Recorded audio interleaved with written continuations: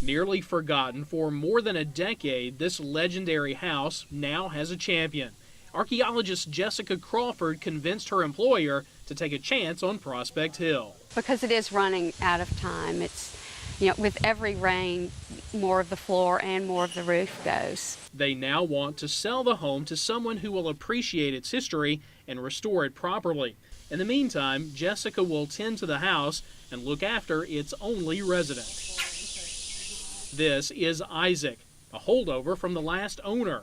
He was born at Prospect Hill and was here alone until Jessica showed up. I looked to the left and there was this peacock standing in there, and he was standing in the sunlight, and he just really looked beautiful, and I thought, well, that's the prettiest thing in there. Isaac is named after the man who established Prospect Hill.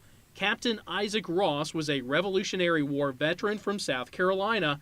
He settled here in the early 1800s. Captain Ross died in 1834. After his death, he wanted all of his slaves to be freed. He wanted Prospect Hill to also be sold, and the money from that sale was to help those former slaves immigrate to American colonies in Africa. But it wasn't that easy.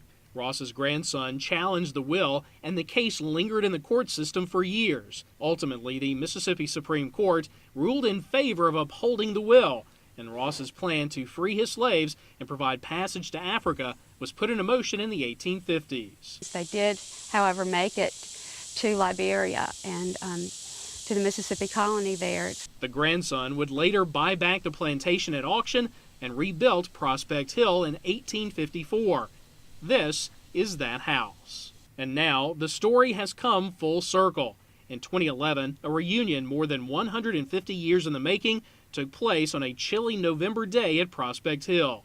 Descendants from the Ross family, from the slaves who decided to stay, and from the ones who left for Africa all came together for the first time.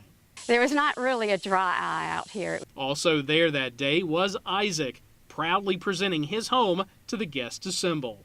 A lady that helped raise me used to always say when I was a kid that a house needs someone inside of it breathing to give it life. And I sort of feel like maybe that's why Isaac hung around, to be the breath and keep it alive until somebody else could come along and take over. From Prospect Hill Plantation in Jefferson County, I'm Ken South for Southbound.